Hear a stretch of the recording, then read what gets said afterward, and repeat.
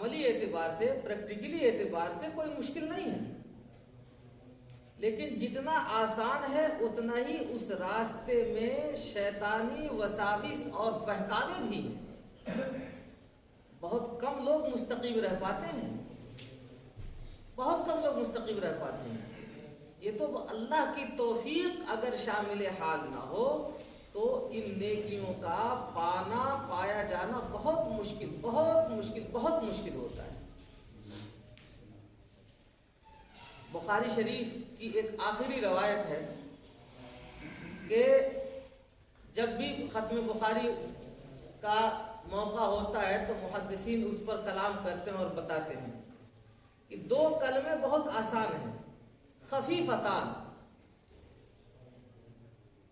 लेकिन आसान होने के बावजूद सकीलतान फिल मीज़ान, बहुत भारी हैं अपने अज्र के एतबार से। सुब्हानल्लाहि व बिहम्दिही सुब्हानल्लाहिल अज़ीम। लेकिन इन आसानियों के बावजूद आप अपनी अपनी जात पर गौर करें कि कौन पढ़ लेता है इसको, कौन पढ़ लेता है इसको। हालांकि चलते फिरते उठते बैठते किसी वक्त भी आप पढ़ सकते हैं, लेकिन इतना मुश्किल होता है। इस रास्ते में शैतानी बहकावे इतने आते हैं कि उस पर बाकी रहना बड़ा मसला होता है। इसी तरह से तहफ़्फ़ुज़ खत्म नबूवत की जो खिदमत है, जितनी इबादतें हैं हर इबादत में वास्ता है, याद रखिएगा, कोई ना कोई एक वास्ता है। नमाज पढ़ते हैं आप, उसमें वास्ता है। नमाज क्यों पढ़ते हैं? इसलिए पढ़ते हैं कि अल्लाह के नबी ने फरमाया है, कुरान ने हुक्म दिया है, अल्लाह ने फरमाया, अल्लाह के नबी ने हमको सुनाया। तो एक बात का, कौल का वास्ता हुआ कि नहीं हुआ? रोजा रखते हैं, हज अदा करते हैं, ज़कात देते हैं, जितनी चीजें हैं सब में वास्ता है, बगैर वास्ते के नहीं है। एक कौल का वास्ता है, उसका नकल करने वाला, उसका बयान करने वाला, उसका रावी, वो सब है ना, एक सिलसिला है। लेकिन इन तमाम इबादतों में खत्म नबूवत की इबादत एक ऐसी इबादत है जो बराह रास्त नबी अकरम सल्लल्लाहु अलैहि वसल्लम की ज़ात अक़दस से वाबस्ता है। इसमें कोई वास्ता नहीं है, कोई वास्ता नहीं है। डायरेक्ट ये ज़ात अक़दस सल्लल्लाहु अलैहि वसल्लम को जो शर्फ मिला है, खत्म नबूवत की जो अजीम सिफत मिली है, ये आपकी ज़ात से वाबस्ता है, इसमें किसी का कोई वास्ता नहीं है। जितनी बड़ी यह खिदमत है, जितना अजीम है, जितना इसके अंदर तकद्दुस है, उतना ही याद रखिए शैतानी बहकावे भी, उतना ही शैतानी बहकावे भी। अब ये तो बड़ा नसीब वाला ही कोई होगा कि जिसको इस खिदमत पर इस्तकामत नसीब हो जाए। अल्लाह का शुक्र है कि हम और सब इस पर मुस्तकीम है। कहिए अल्हम्दुलिल्लाह, जोर से कहिए शुक्र अल्हम्दुलिल्लाह। अल्लाह ताला ने हमको इस पर इस्तकामत दी है। मैं पूरा हिंदुस्तान ही नहीं बल्कि दुनिया भर के जहां तक हमारी पहुंच है, चप्पे चप्पे गोशे गोशे में देख रहा हूं, बहुत से लोग उठे खत्म नबूवत की खिदमत के लिए, लेकिन आंधी की तरह उठे, तूफान की तरह बैठ भी गए। मुझे देख के उनके ऊपर तरस आता है। मैं सोचता हूं कि ये वो थे जो शोले जव्वाला थे इस रास्ते में, लेकिन इन्हें किस चीज ने बिठा दिया, किस चीज ने इसने किसे पीछे हटा दिया। जब हमने जानने की कोशिश की तो जो उन्होंने अपने आज़ार बताए, तो मेरे दिल ने यह फैसला किया कि ये कुछ नहीं है, ये सिर्फ और सिर्फ शैतानी वसाविसो खतरात हैं। अगर दिल हमारा किसी चीज पर मुतमईन है तो उसूल याद रखिए कि आजार जितने आएंगे उन सब का हल निकलता हुआ चला जाएगा। और अगर दिल हमारा मुतमईन नहीं है तो मामूली मामूली उज्र भी हमारे लिए पहाड़ जैसा बन जाएगा, रास्ते की रुकावट बन जाएगा और हम रास्ते से मुड़ जाएंगे। आप अपनी अमली जिंदगी में प्रैक्टिकली तौर पर रोजाना देखते हैं 4 काम एक साथ होते हैं, ये भी तकाजा, ये भी तकाजा, वो भी तकाजा, ये भी तकाजा, लेकिन आपका दिल जहां के लिए मुतमईन हो रहा होगा वहां न बारिश आपको रोक सकती है, न आग आपको रोक सकती है, न धूप की तपिश आपको रोक सकती है, न सर्दी आपको रोक सकती है, न आपकी बीमारी आपके लिए उज़्र बन सकती है, न घरेलू आजार आपके लिए रुकावट बन सकते हैं। दिल मुतमईन होगा, रास्ते निकलते हुए चले जाएंगे और आप पहुंचेंगे। कोई पूछे आपसे कि 3 काम और भी थे, उनका क्या हल निकाला आपने, उनको क्या किया, तो उनको भी वो छोड़ने की बात नहीं करेगा, उनका हल निकालने की बात करेगा कि वहां मुझे जाना था लेकिन मैंने अपने भाई को भेज दिया, यहां मैंने अपने लिए जरूरी समझा, वहां मुझे जाना था लेकिन मैंने बता दिया कि आज के बजाय कल आऊंगा, यहां आना मेरे लिए जरूरी था। हर चीज का उज्र बताता हुआ चला जाएगा, हल निकालता हुआ चला जाएगा आसानी से। तो अल्लाह का शुक्र अदा करें आप, तो उसका एहसान है, उसका करम है कि उसने हमें तहफ़्फ़ुज़े ख़त्म नबूवत की इस खिदमत पर इस्तक़ामत दी और इस पर हमें जमे रहने की तौफीक दी अल्लाह ताला ने। आप सब जानते हैं कि ये मजलिस तहफ़्फ़ुज़े ख़त्म नबूवत दारुल उलूम देवबंद की कुल हिंद मजलिस तहफ़्फ़ुज़े ख़त्म नबूवत की निगरानी में है। इसमें कहीं कहीं मेरा नाम आता रहता है, तो ये हमारे अहबाब अज़राए मोहब्बत हमारा नाम लेते हैं, अज़राए ताल्लुक़, क्योंकि हर काम जो है वो दीवाने ही के सर मढ़ दिया जाता है, तो इसी तरह से मैं भी बदनाम हूँ, मढ़ दिया जाता है। वरना आपको ये बता रहा हूँ अल्हम्दुलिल्लाह सुम्मा अल्हम्दुलिल्लाह, ये दारुल देवबंद की कुल हिंद मजलिस की निगरानी में ये मजलिस से बाज़ाब्ता हजरत मोहतमीम साहब दावत बरकातुहू इसको खूब जानते हैं, अच्छी तरह से जानते हैं। इसकी रिपोर्टें हर महीने की रिपोर्टें वहां जाती हैं और जमा होती रहती हैं। लॉकडाउन के अंदर तकरीबन 21 प्रोग्राम हुए, हर प्रोग्राम की रिपोर्ट अल्हम्दुलिल्लाह वहां है और छप भी रही है, छप के आएगी, आप देखेंगे। और दारुल देवबंद की निगरानी में लॉकडाउन सिस्टम में जब किसी इंसान से मिलना मिलाना भी दुश्वार हो गया था, तो आप हजरात की मेहनतें हैं और कुर्बानियां हैं जिसको आप खुद जानते हैं कि हर काम बंद हुआ लेकिन मजलिस तहफ़्फ़ुज़ ख़त्म नबूवत का काम बंद नहीं हुआ। बयानात तो आप हजरात भी सुनते रहे ना, हफ्तावारी चलता रहा, बल्कि उससे एक और खैर का दरवाजा निकल आया कि मस्तूरात के लिए, तालिबात के लिए बाज़ाब्ता लॉकडाउन के अंदर ही सिस्टम बना दिया गया और पूरे पर्दे के साथ, सारे नज़्म इंतजाम के साथ अल्हम्दुलिल्लाह अब यहाँ की खवातीन का शोबा भी मुतहर्रिक है और वो भी काम कर रही हैं और 4 असबाब अकायद के उनके गुजर चुके और 5वां जारी है, 5वां चल रहा है सिस्टमाइज। ये किसकी बरकत है?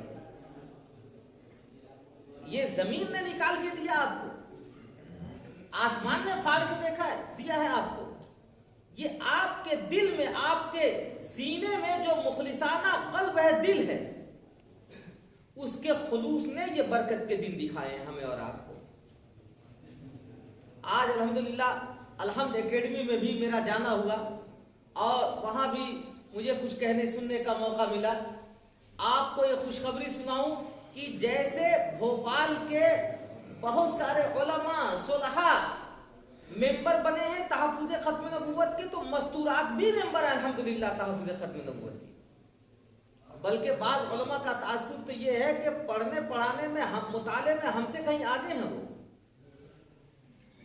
अभी किताबों की मेंबर साजी शुरू हुई है तो उसमें बेशुमार मस्तूरात के नाम आए हैं, वो भी पीछे नहीं है अल्हम्दुलिल्लाह। ये किस चीज की देन है? आप जो इस मजलिस की खिदमत पर मुस्तकीम रहे, जमे रहे, किसी वसवसे का शिकार नहीं हुए, किसी फुसफुसे का शिकार नहीं हुए, किसी बहकावे का शिकार नहीं हुए। शैतान आपको अपना लुकमा नहीं बना सका। आपके खुदूस की बरकत है कि अल्हम्दुलिल्लाह ये खिदमत जारी है। आपको एक खुशखबरी और सुनाऊं, चिराग के तले थोड़ा सा उजाला कम होता है। ये तो नहीं कहा जाएगा कि अंधेरा होता है, लेकिन थोड़ा सा उजाला कम होता है। ये शायद आप लोगों को कब मालूम हो, मुझे ज्यादा इसका एहसास है। आपकी मजलिस के तहत रद्द शकीलियत पर जो किताब लिखी गई, सवालात व जवाबात की, अल्हम्दुलिल्लाह हिंदुस्तान के चप्पे चप्पे में वो किताब फैल गई है और हर जगह लोग उसका फायदा उठा रहे हैं और हर जगह के लोग आपको दुआएं दे रहे हैं। आप मऊ में चले जाइए, आजमगढ़ में चले जाइए, गोरखपुर में चले जाइए, लखनऊ में चले जाइए, बिल्लौर में चले जाइए, हैदराबाद में चले जाइए, केरल में चले जाइए, कहीं चले जाइए। आप भोपाल में हैं, लेकिन आपकी मुखलिसाना मेहनत की वजह से जो किताब वजूद में आई है, उससे पूरा हिंदुस्तान फायदा उठा रहा है। बहुत से जगहों के लोगों ने परेशान होकर शकीलियों के सवालात से तंग आकर के मुझसे राब्ता शुरू किया, कहने लगे कि ये भी सवाल है, ये भी सवाल है, ये भी सवाल है, ये भी सवाल है, ये भी। मैं सुनता रहा। अभी परभनी महाराष्ट्र में, इसी तरह से अकोला महाराष्ट्र में, बहुत सारे अहबाब ने वहां से राब्ता किया। याद रखिए, ऐसा नहीं कि वहां तंजीमें नहीं है, ऐसा नहीं कि मजलिसें नहीं है, ऐसा नहीं कि उलमा नहीं है, ऐसा नहीं कि मदारिस नहीं है, ऐसा नहीं कि सुलहा नहीं है, मुफ्ती नहीं है, सब कुछ है। लेकिन परेशानी पब्लिक की अपनी जगह थी और वो परेशान हाल थे। उनके सवालात की फहरिस्त मैंने सुनी, मैंने उनको मौका दिया, और क्या सवाल है तो ये भी, और क्या सवाल है तो ये भी, और क्या सवाल है तो ये भी, वो करते रहे। क्यों आवाज नहीं जाती? अच्छा, वो नीचे आवाज कैसी आ रही है?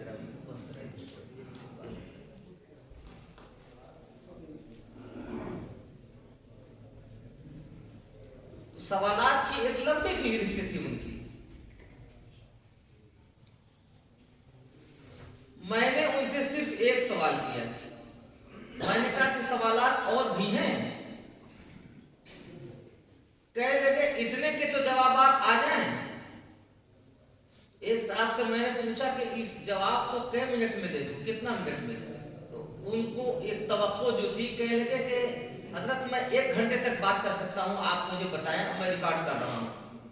तो 2 जुमला मैंने उनको रिकॉर्ड करवाया। मैंने कहा जितने सवालात हो सकते हैं उन सब के जवाबात पहले ही आ चुके हैं, मतबूआ हैं, हमारे पास मौजूद हैं। अब मैं इनको भेज रहा हूं आपके व्हाट्सएप के ऊपर, और पढ़ करके बताइए कि इन सवालात के बाद शकीलियों से पूछ के बताइए कि अब और भी कोई सवाल है क्या। जब वो किताब भेजी तो उनका जवाब ये आया कि इस किताब के देख लेने के बाद अब सवालात तो क्या पैदा होते, अब जवाबात इतने हो गए हैं कि सवालात उनको करने का आपकी कोई गुंजाइश ही नहीं है, सब खत्म हो गए सवालात। मैंने कहा आपको 1 घंटा दे रहे थे, 2 ही मिनट में हो गया। कह लगे हमको मालूम ही नहीं था। मैंने कहा तो दुआ दीजिए कि जिन लोगों ने इसको वजूद दिया, चप्पे चप्पे में अल्हम्दुलिल्लाह फैल गई वो किताब। अब इसका सवाब मैं यहां तो नहीं दिखा सकता आपको, कैसे दिखाऊं? एक चीज आप हमें दिखा दिए तो मैं आपको दिखा दूं। ये मोबाइल का टावर काम कर रहा नहीं कर रहा आपको मोबाइल में, तो टावर मुझे दिखा दिए तो मैं दिखा दूंगा आपको, लेकिन महसूसात में है कि नहीं है। तो यही हाल है कि अल्लाह ने उसको देखने के लिए यहां आंखें नहीं दी हैं, लेकिन कल मैदान क़यामत में जब आंखों से देखेंगे तो इंशाअल्लाह हमारे लिए वो शफाअत का जरिया बनेगा अल्लाह के नबी सल्लल्लाहु अलैहि वसल्लम के दरबार में। मैंने यहां इजहार लितशक्कुर अर्ज किया, ये आपकी मजलिस की बरकत है। और जो रिपोर्टें महाना है हमारे पास, उसकी रोशनी में मैं बता रहा हूं कि एक दिन वो था, आज भी मैं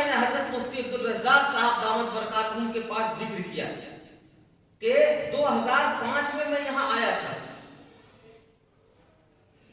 मुफ्ती साहब के पास हाजिर हुआ, मैंने बताया कि हजरत इतने लोगों की इत्तला है, मुझे तकरीबन 150 लोगों की तादाद थी, मुझे मालूम थी कि यहाँ लोग मुर्तद हो गए हैं।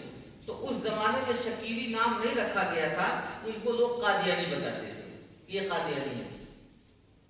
अब जब हमने ढूंढना शुरू किया तो कोई एक आदमी भी न मिला।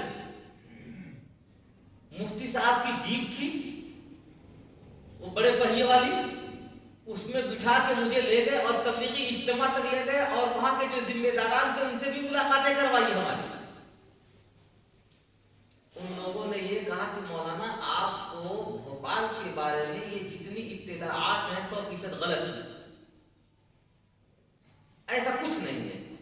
मैंने उनको मोहल्ले बताए, जो किताबचे छपे हुए थे वो बताए, ट्रेन में वो तकसीम कर रहे थे इस तरह की चीजों को। तो जो चलते हुए मुसाफिर थे जो इन्होंने हासिल किए तो उन्होंने वो किताबचे पहुंचाए थे मुझको और बताया था ये ट्रेन में ये चीज मिली थी। और जो सवार होकर के यहां से जाते थे शकीली उनके साथ, उनका जहन खराब करते थे दिल्ली तक, आगरे तक, मथुरा तक, तो वो सारा रिकॉर्डिंग उन लोगों ने हमको बताया था। लेकिन यहां जब आता था ना, जब आया तो कोई सुराग ही देने वाला नहीं था, कोई बताने वाला ही नहीं था, लेकिन रिकॉर्ड में तो था कि नहीं। फिर उसके बाद जब परतें खुलनी शुरू हुई तो डॉक्टर साहब, अशफाक भाई और कौन कौन लोग जितने थे उन्होंने नामजद तौर पर बताया कि ये वो है शकीली जो हमारे दरमियान हमारी शक्लों में घुसे हुए हैं, हमको पता नहीं चलता है, मालूम ही नहीं होता है। और मालूम हो कि कितने खानदान इससे तबाह हो चुके थे, वो दंदनाते फिर रहे थे। लेकिन आज की ताजा रिपोर्ट यह है कि अल्हम्दुलिल्लाह सुम्मा अल्हम्दुलिल्लाह, मैं अल्लाह का शुक्र अदा करने के तौर पर कह रहा हूं, ऐसा नहीं कि आप लोग पूरा भोपाल हैं, ऐसा नहीं कि तमाम मदारिस से आप लोग वाबस्ता हैं, ऐसा नहीं कि तमाम मसाजिद के आप नुमाइंदा हैं, ऐसा नहीं कि पूरे शहर का भार बोझ आपके ऊपर है, सबके नुमाइंदा हैं। आप बहुत थोड़े हैं, लेकिन इस बहुत थोड़ा होने के बावजूद ऐसा जरूर है कि भोपाल की किसी गली में, किसी मस्जिद में, किसी मोहल्ले में शकीलियों के सीने में दम नहीं है कि खुले आम आ सके मंजर आम पर। इस छोटी सी मेहनत में और ये चंद हजरात की मेहनतों ने अल्हम्दुलिल्लाह उनके नाक में जो नकेल डाला है तो भोपाल की जमीन उनके लिए तंग हो गई है। शकील यहां कितने कितने दिनों कयाम किया करता था, महीनों ठहरता था, लेकिन अब उनके फरिश्तों को भी खबर हो चुकी है कि अब भोपाल का मुसलमान बेदार हो गया है और भोपाल में तहफ्फुज़े खत्म नबुव्वत के दीवाने पैदा हो गए हैं। अब उनके लिए भोपाल की एक एक गली इंशाअल्लाह सुम्मा इंशाअल्लाह तंग होती हुई चली जाती है और चली जाएगी।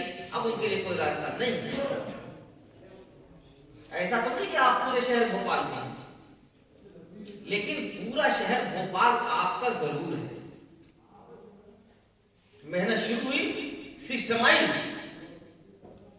तो अल्लाह का करम यह है कि आज हम ये खुशखबरी सुन रहे हैं और देख रहे हैं। ये किसकी मेहनतें हैं मेरे मुखलिस दोस्तों? ये आप हजरात की मेहनतें हैं। 100 रुपए, 50 रुपए, 10 रुपए, 5 रुपए, 1 घंटा, 2 घंटा, 4 घंटा, 1 दिन जो आप लगाते हैं, ये सब की मजमूई मेहनतों का नतीजा है। अभी आपको पता नहीं कि आपके लिए और कितनी मेहनतें होती हैं। मुझसे बेशुमार लोगों ने बताया कि वो आपके दरमियान मौजूद नहीं हो पाते, लेकिन तहज्जुद की दुआओं में वो आपको शरीक जरूर रखते हैं। वो आपके साथ यहां बैठ नहीं पाते, लेकिन जब बारगाह खुदाबंदी में उनके हाथ उठते हैं तो आप उन्हें याद आते हैं। कितने साहिब खैर हैं जिनके दिलों की धड़कन आप बन चुके हैं। क्योंकि इसमें नामो नमूद नहीं, दिखावा नहीं, ये मीडिया वगैरह भी जो मैं इस्तेमाल करता हूं बहुत मजबूरी में इस्तेमाल किया करता हूं, क्योंकि अब इसका दौर है। जो मुख्तसर से वक्त में बहुत दूर तक अपनी बात पहुंचाई जा सकती है। और अल्लाह के नबी सल्लल्लाहु अलैहि वसल्लम ने इसका इस्तेमाल भी फरमाया है।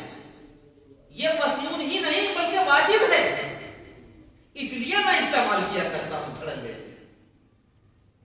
मैं मुख्तसर सी इस पर एक गुजारिश आपको कर दूं कि अल्लाह के नबी सल्लल्लाहु अलैहि वसल्लम ने जब सबसे पहले दीन की तबलीग का आगाज किया था तो आप लोगों ने सुना होगा कि वो कोहे सफा पर चढ़ गए।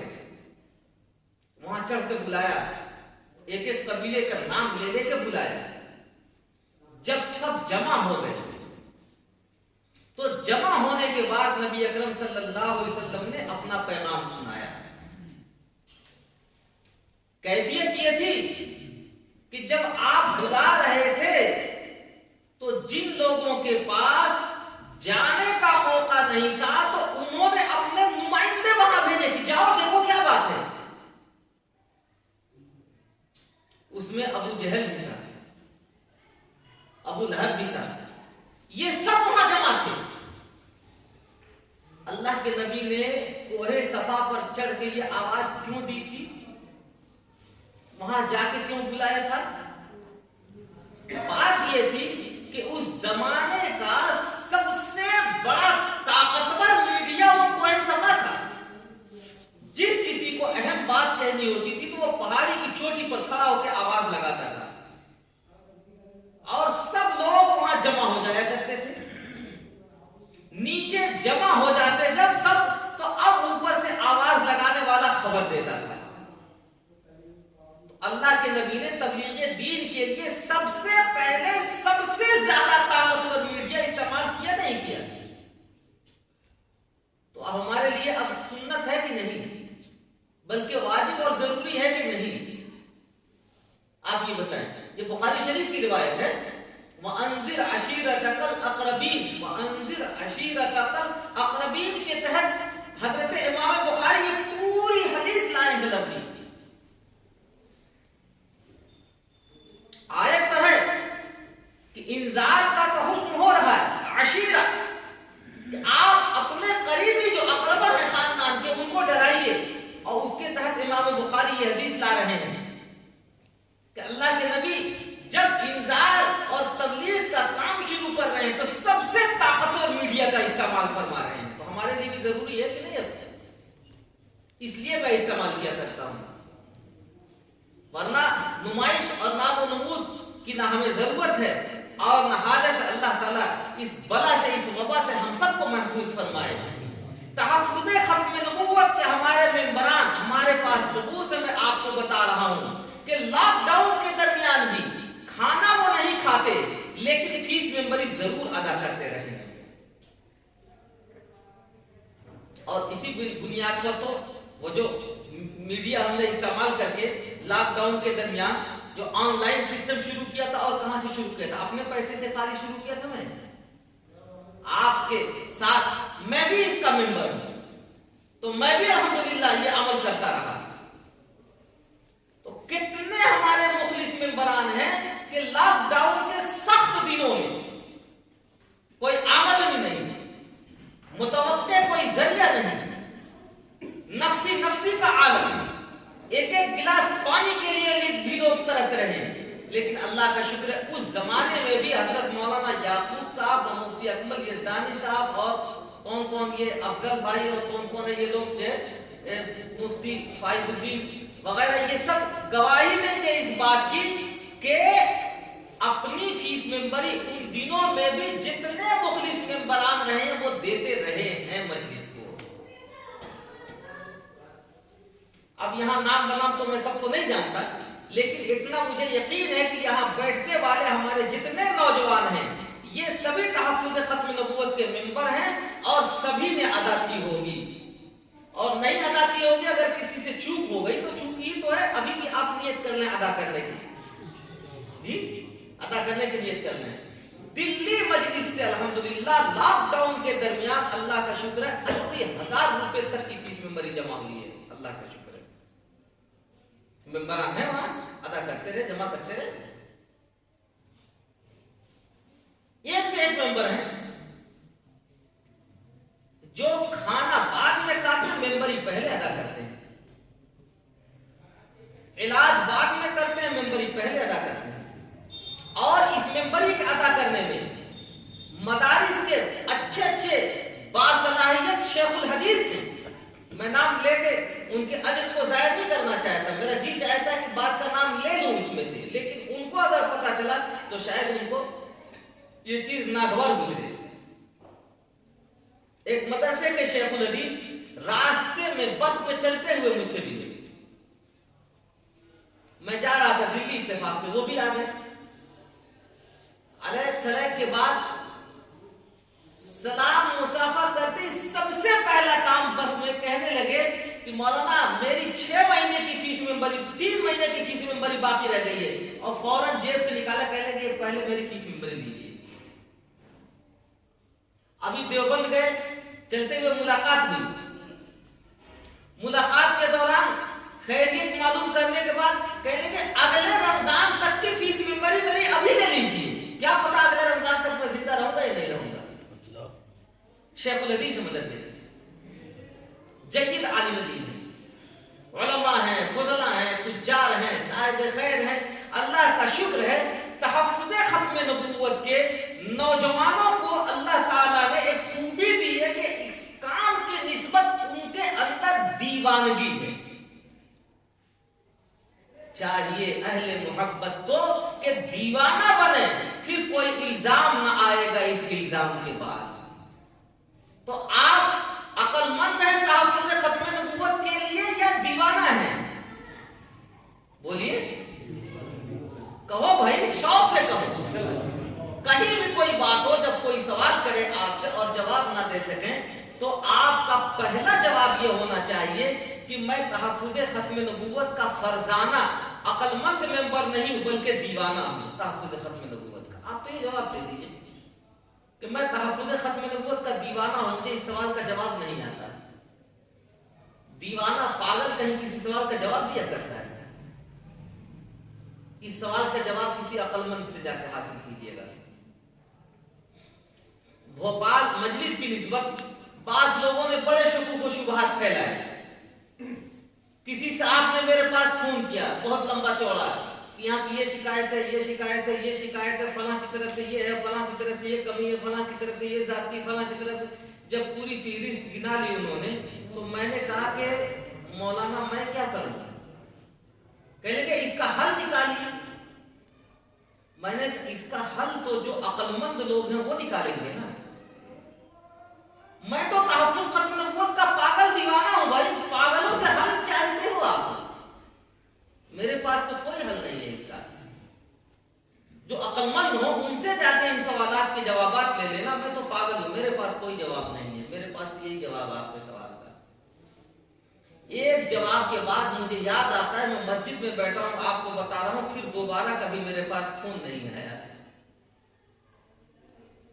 तो आप तहफ्फुज़ खत्म नबूवत के दीवाने हैं, और इंशाअल्लाह ये दीवानगी आपकी दुनिया में भी काम आ रही है, आएगी, और आखिरत में भी काम आएगी।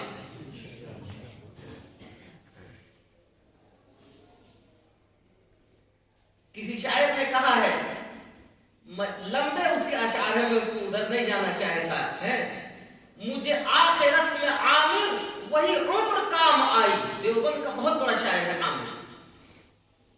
मुझे आखिरत में आमिर वही उम्र काम आई, जिसे कह रही थी दुनिया गम इश्क में गंवा दी।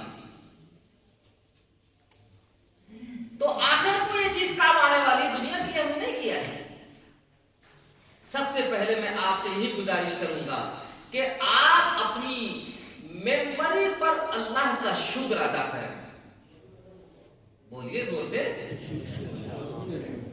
जो इस मजमे में बैठे हुए अगर मजलिस तहफ्फुज़ खत्म नबूवत भोपाल के मेंबर ना हो तो मेंबर बन जाएं। अभी नियत कर लें फौरन। दूसरे नंबर पर मैं ये गुजारिश करूंगा कि जो मेंबरान हैं और वो फीस अदा करते रहे, वो अल्लाह का शुक्र अदा करें, और जिन्होंने अदा नहीं किया है वो अभी नियत कर लें कि इस रात का सूरज निकलने नहीं दूंगा, उससे पहले पहले इंशाअल्लाह अदा कर दूंगा मैं मेंबर। एक साहब ने मेरे साथ ये बहुत सारे वाकयात हादसात पेश आते ही रहते हैं। अभी जल्द ही किसी मजलिस में बैठे मुझसे जिक्र किया, कहने लगे मैं भी मजलिस तहफ़्फ़ुज़ ख़त्म नबूवत का मेंबर हूं। मैंने कहा मौलाना ढोंग मत रचाइए, बहुत सारी इबादतें हैं उसमें आप मक्र फरेब फैला लीजिएगा, ढोंग कर लीजिएगा। ये एक इबादत ऐसी है कि इसमें ढोंग नहीं चलता, और कम से कम मेरे सामने तो नहीं चलेगा। अब जुमले बहुत सख्त थे, जितने बैठे थे हाज़रीन उनको भी बहुत सख्त नागवार गुजरा। तो मैंने कहा आप लोग मुंह क्यों बना रहे हैं? मैं इनसे पूछता हूं कि ये तहफ़्फ़ुज़ ख़त्म नबूवत के मेंबर है। मैंने पूछा इस महीने की मेंबरी अदा की आपने या नहीं? मैंने पूछा पिछले महीने की नहीं, उससे पहले महीने की नहीं। मैंने कहा कब आपने मेंबरी अदा की है? उसकी कोई रसीद है, कोई सबूत है? नहीं। मैंने कहा तो मेंबर किस चीज के हैं? मेंबर काहे के हैं? लैला के बारे में एक वाकया आता है कि बहुत सारे मजनू पहुंच गए प्याला लेके, सब मजनू, सब दीवाने लैला के। किसी ने उसको सुझाया कि तुम्हारे दीवाने इतने हो गए हैं कि दरवाजे पे अब जगह नहीं रह गई बैठने की, सब प्याले और चम्मच ले लेके दौड़ रहे हैं। फिर तो किसी ने सुझाया कि जरा ये कह दो कि लैला को 2 बूंद खून की जरूरत है। अब जाके आवाज लगाने वाले ने आवाज लगाई कि लैला को 2 बूंद खून की जरूरत है। तो वो जितने प्यालियां प्लेट लेके आए हुए थे ना, वो सब खिसकने शुरू हो गई। इसके लिए थोड़ा ही थे हम, खून देने के लिए हम नहीं थे। तो ये फटे हाल मजनू है। तहफ़्फ़ुज़ ख़त्म नबूवत का मुखलिस दीवाना फटे हाल मजनू कभी नहीं बन सकता, याद रखिए, ढोंग है। मैंने पूछा फीस मेंबरी अदा नहीं किया आपने, तो मेंबर काहे के हैं आप? खाली जबानी जमा खर्च। मैं नहीं सुनता कभी इन सब चीजों को। ये धोखा है, ये नफ्स का भी धोखा हो सकता है, शैतान का भी धोखा हो सकता है। अल्हम्दुलिल्लाह सुम्मा अल्हम्दुलिल्लाह, पूरे हिंदुस्तान के अंदर ये जो मजलिस चल रही है ये मुखलिस मेंबरान की बदौलत चल रही है। मुखलिस मेंबर खाना बाद में खाएगा, फीस मेंबरी पहले अदा करेगा। बीमार पड़ेगा, दवा बाद में खरीदेगा, फीस मेंबरी पहले अदा करेगा। घर की सारी जरूरतें अदा करेगा, पूरा करेगा, लेकिन फीस मेंबरी को हमेशा मुकद्दम रखता है। इसको कहते हैं तहफ़्फ़ुज़ ख़त्म नबूवत का मेंबर। तो मुझे आपसे गुजारिश ये करनी है कि आप हज़रात इस मेंबरी पर कायम रहें, जो नहीं है बन जाएं, और जो बने हुए हैं मेंबरी अदा कर रहे हैं अल्लाह का शुक्र अदा करें। फीस मेंबरी के उसूल एक दफा फिर मैं दोहरा दूं कि कुछ नहीं है मेंबरी का उसूल, सिर्फ ये है आप 3 बातें तय कर लें, अपने दिल में नियत कर लें। 10 रुपए की नियत कर लें कि हमें हर महीने 10 रुपए देने हैं।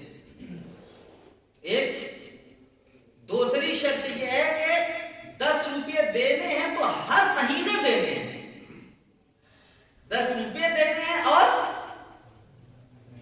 हर महीने देने हैं। और तीसरी शर्त यह है कि जब तक जिंदा रहेंगे हम जब तक देंगे, जब तक जिंदा रहेंगे हम जब तक देने। ये है शर्त, 3 शर्तें हैं। हम ये नहीं कहते कि आप 10,000 दीजिए, 100 दीजिए, 1,000 दीजिए।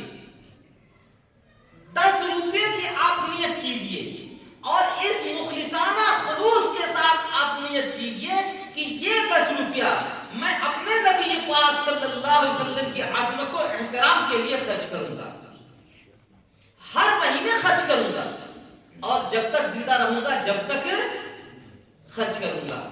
अब इस शर्त के साथ इसमें बहुत सारे मेंबरान हैं, मैं चाहूंगा कि वो भी हाथ उठाएं। जो नहीं मेंबर हैं, अब मेंबर बनना चाहते हैं तो वो हाथ उठाएं। कौन कौन मेंबर बनना चाहते हैं इस शर्त के साथ? अल्हम्दुलिल्लाह, अल्हम्दुलिल्लाह। जो ना अदा कर सके वो मत उठाएं, इसलिए कि मस्जिद में बैठे हैं, ये अहद बन जाएगा, ये पैमान बन जाएगा, तो फिर ये निफाक की अलामत बन जाएगी। नहीं दे सकते आप, मत दीजिए। लेकिन मेंबर होना है तो इसी शर्त के साथ मेंबर होना है। तीनों शर्तें कबूल हैं, अदा करेंगे, करते रहेंगे, और सब लोगों ने अदा भी किया अल्हम्दुलिल्लाह। जिसको भी अल्लाह ने तौफीक दी, सिर्फ आप नियत कर लें तो जाता कुछ नहीं है, सिर्फ अज़्म और इरादे की बात है। बहुत सारे मेंबरान हैं जो 6 महीने का साल भर की फीस मेंबरी एक साथ अदा करते हैं, लेकिन साल भर से ऊपर फीस मेंबरी हमारे वहां न लेने की इजाजत है न देने की इजाजत है। इसलिए कि आपके पैसे हम दीनी खिदमत के लिए लेते हैं, हम ठेकेदार नहीं हैं आपके पैसों के कि हम एकदम से जमा करके रखेंगे, जिम्मेदार हैं। खत्म नबूवत का काम इसी वजह से कभी कोई काम नहीं रुकता है अल्हम्दुलिल्लाह। इसलिए कि जब मेंबरान को बताया जाता है वो धड़ाधड़ उसमें पैसे जमा कर देते हैं, काम पूरा हो जाता है। हमारे अकाउंट में कुछ नहीं है, ना कोई बैंक है, ना कोई अकाउंट है, ना कोई मुहासिब है, ये सब चलता रहता है। तो एक तो ये है कि आप अपनी मेंबरी पर बाकी रहें। दूसरी गुजारिश जो इस वक्त मैं करने के लिए आया हूं वो ये है कि तहफ्फुज़े खत्म नबूवत की एक नई तहरीक शुरू की गई है और उसका आगाज भोपाल में जामिया अबू तलहा से हो चुका है। वहां आप हजरात में से कुछ लोग थे और बेशतर लोग नहीं थे।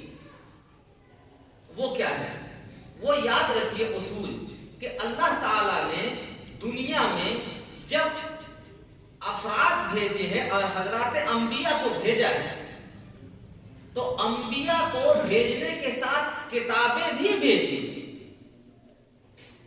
दोनों चीजें आई है ना। तकरीबन जितने बड़े अंबिया हैं तमाम अंबिया के साथ सहीफे भी आए हैं। उन सहीफों को बाकी नहीं रहना था तो उनका वजूद मिट गया, जिसको बाकी रखना था उसका कोई शोशा कोई नुक्ता आज तक कोई जेर जबर भी अपनी जगह से नहीं टला, मुकम्मल बाकी है।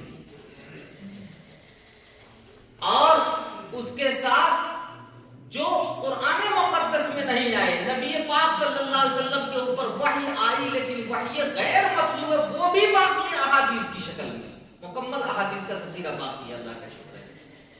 जिसको बाकी रखना था तो बका और दवाम कैसे मिला? नबी की जात को तो आना था तो जाना भी था, लेकिन दवाम जो मिला है इस तहरीक को वो दवाम मिला है किताबों के जरिए से, किताब के जरिए से। अल्लाह के नबी ने यही फरमाया, तरक्तु फीकुम अमरैन किताबुल्लाहि व सुन्नती, दो चीजें छोड़ के जा रहा हूं, अपनी किताब और अपनी सुन्नत, प्रैक्टिकल अमल। तो जो वही मतलूब है वो भी बाकी है, वही गैर मतलूब है वो भी बाकी है।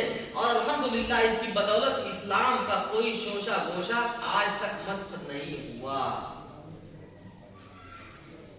इसी तरह आप देखेंगे कुरान पाक की पहली आयत जो नाजिल हो रही है, अलिफ लाम मीम ज़ालिकल किताबु ला रैब फीह हुदल लिल मुत्तक़ीन,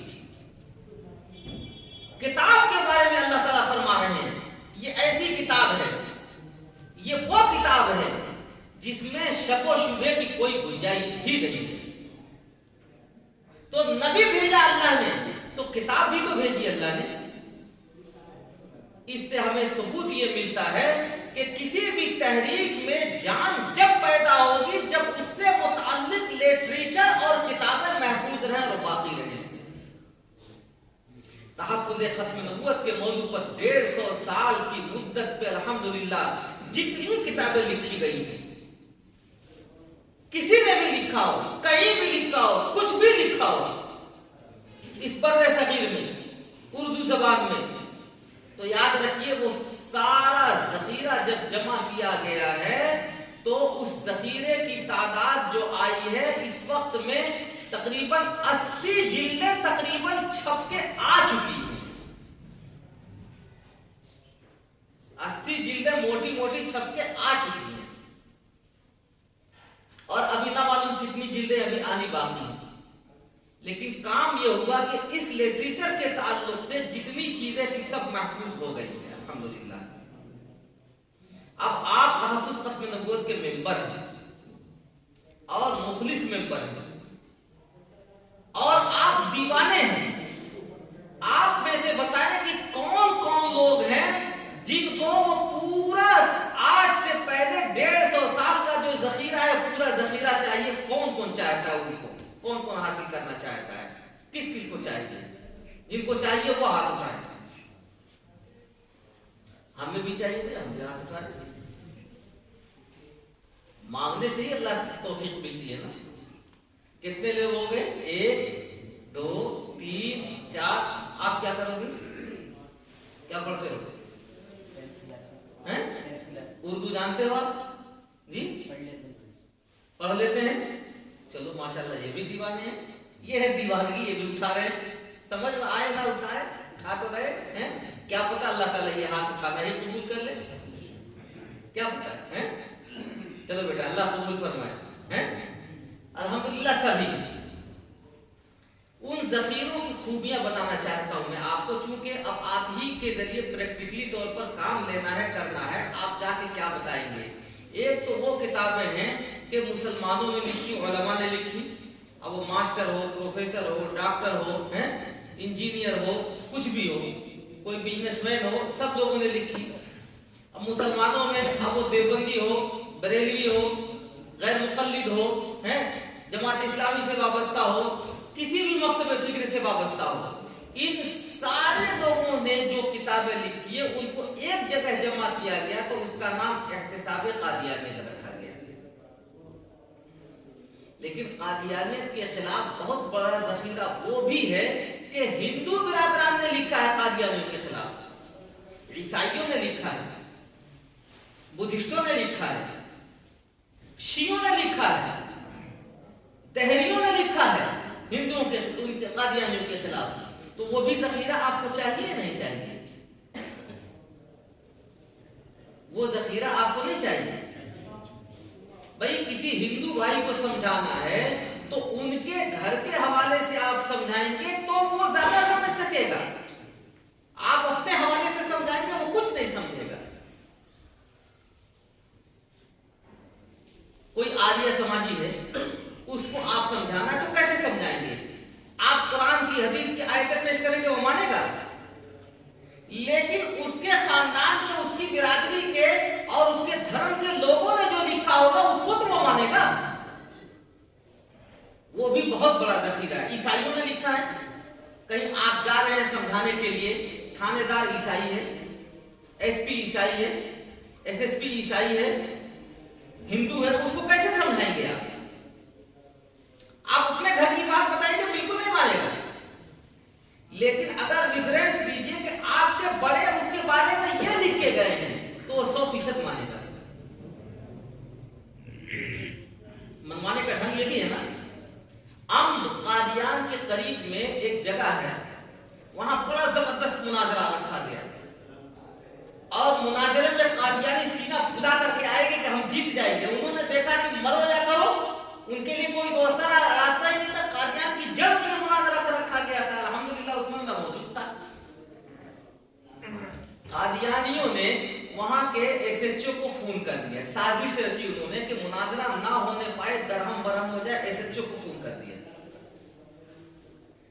एसएचओ जो आया, पूरी गाड़ी भर के पुलिस वालों को लेकर के हमको अरेस्ट करने के लिए, हमने देखा कि ये सिख हैं।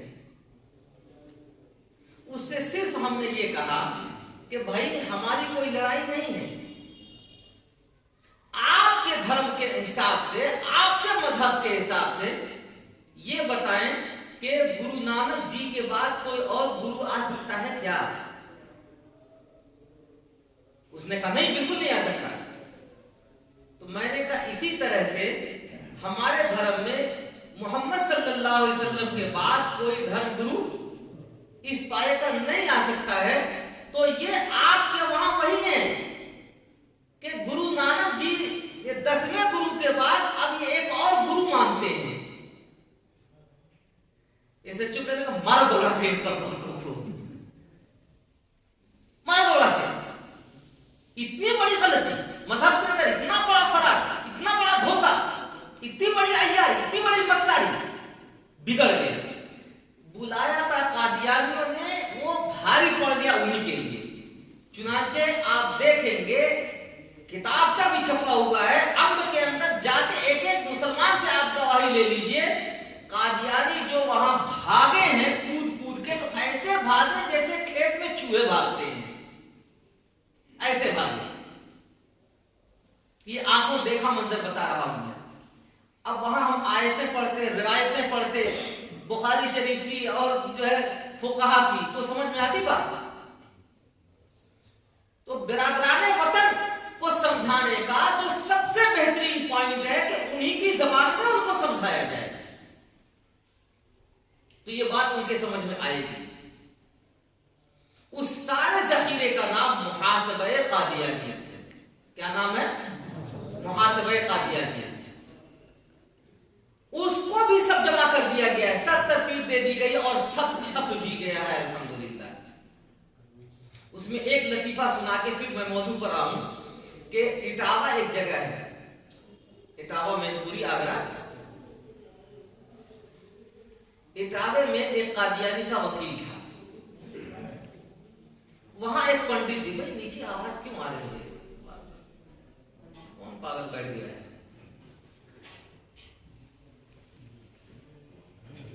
वहां एक वकील कादियानी था, बड़ा शातिर, बड़ा होशियार। अल्लाह ताला ने देखिए कैसे काम लिया। वहां एक पंडित जी थे, मुसलमान कमजोर थे। पंडित जी अरबी भी जानते थे, उर्दू भी जानते थे। कादियानियों से पूछा कि भाई तुम जिसको धर्म गुरु मनवाना चाहते हो वो कैसे है धर्म गुरु? कादियानियों ने कहा उनके ऊपर वही आती है, वही का नुज़ूल होता है।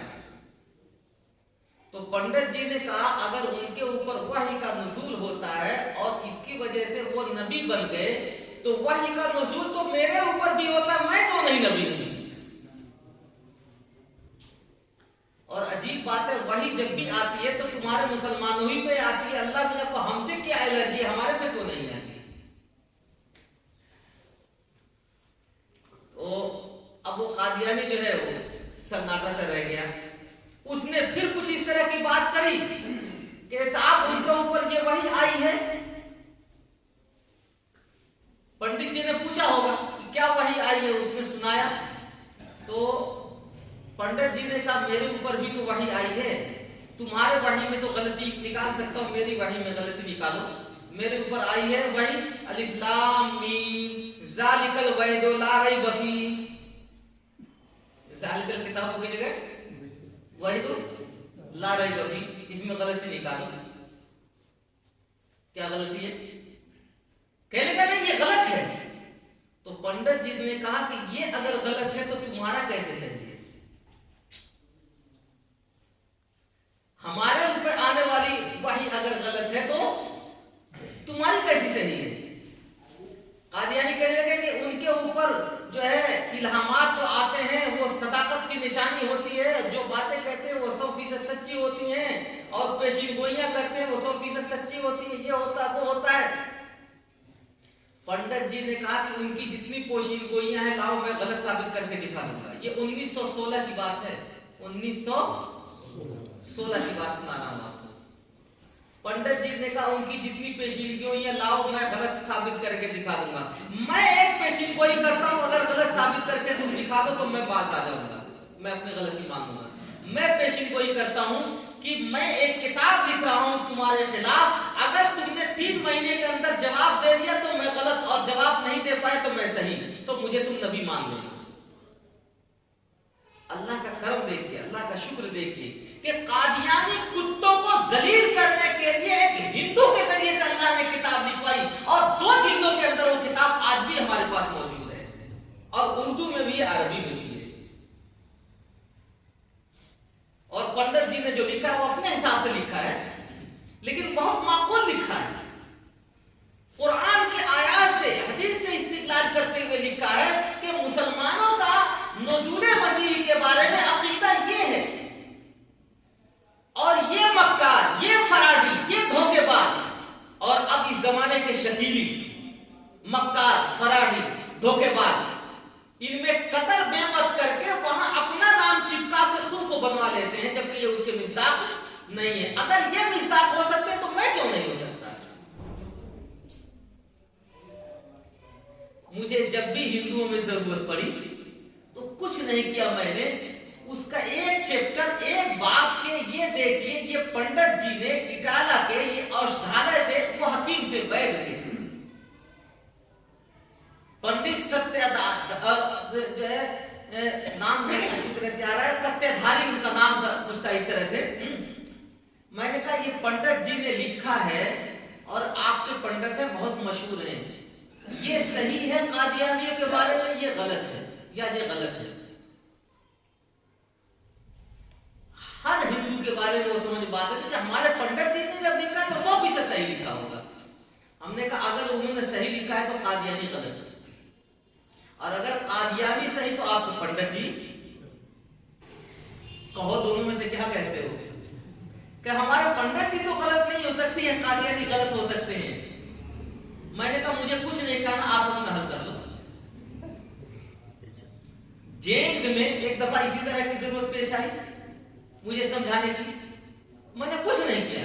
आर्य समाजियों ने कादियानियों के खिलाफ, शकीरियों के खिलाफ जो कुछ लिखा है बस उसको मैंने पेश कर दिया, बल्कि वहां से एक किताब भी लेकर के आया जेल से, एक आर्य समाजी पंडित ने लिखा था।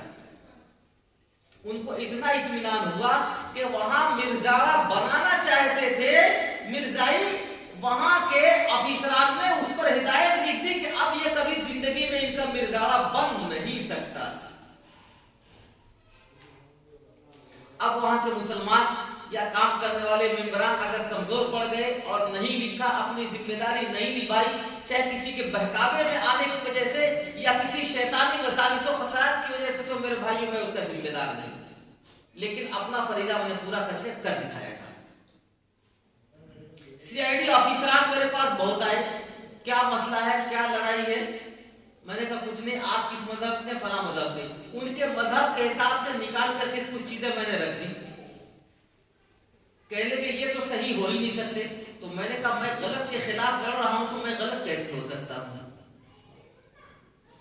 अगर आप ही कह रहे हैं कि वो सही नहीं हो सकते हैं, वही बात तो मैं भी कह रहा हूं,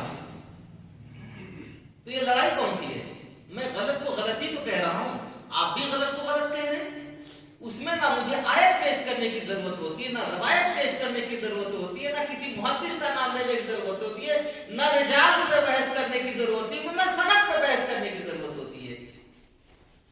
सरधना ईसाइयों का, मेरठ सरधना ईसाइयों का बहुत बड़ा चर्च है।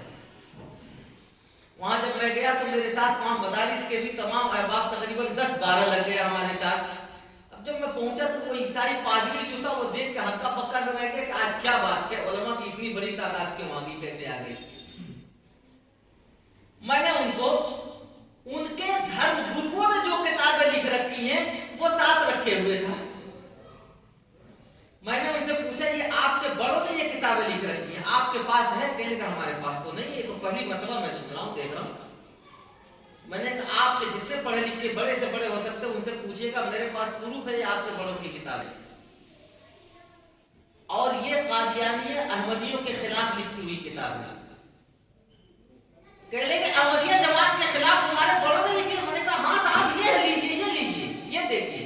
कह लगा मौलाना साहब मैं आपके देवबंद में आऊंगा आपसे मिलने के लिए कि हमारे घर की चीज आज आप ला करके मुझे दे रहे हैं, मैं आपका शुक्रगुजार हूं। हमारे घर की चीज आप मुझे दे रहे हैं। तो तहफ्फुज़ खत्म नबूवत के कामों में मेरे दोस्तों याद रखिए एक काम ये लिटरेचर का भी है।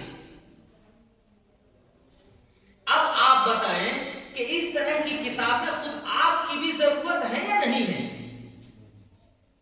ट्रेन में चलते हुए कोई हिंदू भाई मिल सकता है, प्लेन में चलते हुए कोई ईसाई मिल सकता है, रोड पर चलते हुए कोई बुद्धिस्ट मिल सकता है, कहीं कोई शिया मिल सकता है, कहीं कोई दहरिया मिल सकता है। उसको कैसे समझाएंगे आप कादियानी के खिलाफ? अपने घर से समझाएंगे, समझेगा वो आप ही को नहीं मानता तो आपकी बात को क्या मानेगा? लेकिन अपने घर की बात तो मानेगा। तो ये चीजें अब आपकी जरूरत है या नहीं है? नहीं जरूरत है जी। तो ये उलमा हजरात 2.5 किलो का सर तो हिला रहे हैं और 100 ग्राम की जबान नहीं हिला रहे हैं, ये क्या बात है? इतना बोझल क्यों है आप? जी यही तरतीब होना चाहिए, यही तरतीब होना चाहिए। तो हजरत जोर से बोलिए ना, कुछ मेरे में भी हौसला हो, आपसे ज्यादा बीमार मैं हूँ। जब तो सुना आपने, मैं बुलाना ही तो चाहता हूँ आप हजरात को, जितना मैं बोल रहा हूँ उतना आप भी बोलिए। वरना तो ये तकरीर होके रह जाएगी कि आए थे मौलाना साहब तकरीर करके चले गए, मैं गया था सुन के अपने घर आ गया। ऐसा तो नहीं है यहाँ। अल्हम्दुलिल्लाह दारुल देवबंद ने ये सब कुछ तैयार कर दिया है आपके लिए, और सब कुछ अब आपके हाथों में आने के लिए तैयार है। तो कौन कौन लोग हैं जो इसमें हाथ पांव बनना चाहते हैं और इसको हासिल करना चाहते हैं? मैं तो सिर्फ ये जानना चाहता हूं, जो लोग इसको, जो पढ़े लिखे होंगे, 2-3 शब्द में लगाता हूं कि एक तो किताबों का शौक रखते हो, बदशौक लोग ना लें इसको, वरना वो लेके जाया करें कि हमारा पैसा भी, हमारी मेहनत भी, मैं हर एक को देना भी नहीं चाहता। तो जो शौक रखते हो लिखने पढ़ने का, किताबों का शौक रखते हो, और लाइब्रेरी वगैरह से भी लिखने पढ़ने का भी उनका मशगला हो, तो ऐसे अहबाब के लिए ये किताबें हैं। लेकिन वो मिलेंगी सिस्टमाइज, उस सिस्टम को मुझे बताना है। आप लोग शायद ये सोच रहे हो पता नहीं क्या भारी भरकम सिस्टम होगा, पहले ही बता दिए तो मैं सोचूं, नहीं तो हाँ ही नहीं करूंगा। इतना इजी, इतना आसान सिस्टम उसका बना दिया गया है कि आप 1400 रुपए सिर्फ जमा करेंगे, 1400 रुपए आप जमा करेंगे। जमा करने के बाद आपको एक मेंबरी नंबर मिल जाएगा, उसी मेंबरी नंबर पर इसी सिस्टम के साथ आप किताबें लेते रहेंगे और उनके पैसे देते रहेंगे। यानी आप ही के पैसे से किताबें आप तक पहुंचानी हैं। कोई मेंबर अगर नहीं बनना चाहता, नहीं बन सकता, तो इसका इम्कान है कि वो ना मिल सके, कभी इम्कान है कि वो ना मिल सके। इसलिए कि हमारा इरादा है कि जितने मेंबरान है, मेंबरान ही के बकदर उसको छापने हैं। 80 जिल्दें अभी पहुंच चुकी हैं और अंदाजा है कि तकरीबन सैकड़ों जिल्दों तक जाएगी, तो लाखों करोड़ों रुपए कौन इसमें सरमाया लगाएगा? और क्यों लगाएगा? पागलों के लिए, बदज़ौकों के लिए तो 5 रुपए भी बारी है, लेकिन बाज़ौकों के लिए 50 रुपए भी कोई अहमियत नहीं है। इसलिए हमने दारुल से, अकाबिर दारुल से, हजरत मोहतमीम साहब से, वहां के जिम्मेदारान से मशवरा किया, तो मशवरे में ये बात तय हुई कि तहरीक के तौर पर इसको पूरे मुल्क में फैला दिया जाए, और जहां जहां भी हमारे फज़लाए मदारिस अरबिया हैं उनके कानों तक ये आवाज लगा दी जाए। उसमें जो बाज़ौक़ लोग हैं वो मुंतखब होकर के खुद ब खुद इसको हासिल करते रहेंगे। इसका सबसे बड़ा फायदा ये होगा कि खुदा न खास्ता खाकम बदहन, कल अगर मुल्क इंतशार की तरफ जाता है, अगर कोई ऐसी चीज, ऐसे हालात पैदा होते हैं, हम कहीं भी मसरूफ होंगे, लेकिन ये किताबें जब आपके दरमियान होंगी तो हर फितने के खिलाफ आपको रहनुमाई करने के लिए खुद ब खुद ये मौजूद होगी आपके दरमियान। वरना रात के 12 बजे अगर कोई आ गया आपको परेशान करने वाला, जब भी फसाद होता है, कोई बात होती है, तो कादियानी जी भर के वहां ईमान लूटते हैं मुसलमानों का, शिया भी पहुंच जाते हैं, तहरिया भी पहुंच जाते हैं कि लाओ ये 100 रुपए लो, अपना ईमान दो। वहां आप खड़े होकर कैसे समझाएंगे? कौन मौलाना साहब आएंगे जो आपको बताने के लिए कि ये गलत है? गलत कहने से वो गलत तो नहीं मान जाएगा, लेकिन उसकी जबान में आप समझाएंगे तो 100 रुपए की कोई हैसियत नहीं होगी, वो भूखा रह जाएगा। लेकिन जब देखेगा हमारे बड़ों ने इस चीज को गलत कहा है, तो गलत को गलत ही मानेगा। मेहनत का ये भी तो एक नहज है ना, ये भी एक तरीका है ना। तो इसलिए ये पेशगी किताबें आपके दरमियान पहुंचाई जा रही हैं। उसका सिस्टम बना दिया गया है कि आप मेंबरी फार्म भरें, फार्म भर करके आप मेंबर बने, पूरी जमानत के साथ। इंशाअल्लाह आपसे कहता हूं कि इंशाअल्लाह सिस्टमाइज किताबें आपको मिलेंगी और मुकम्मल मिलती रहेंगी, इतनी तैयारी कर ली गई है। लेकिन आप भी लेने के लिए तैयार हैं या नहीं है? जरा आवाज लगा के बता दें। है तैयार? इसका जिम्मेदार मदरसा जामे अबू तलहा में मुफ्ती ताहिर और मुफ्ती अबुल कलाम साहब को बना दिया गया है। आपके पास मेंबरी फार्म नहीं होगा, जो लोग वहां से टच हो वहां से फार्म ले लें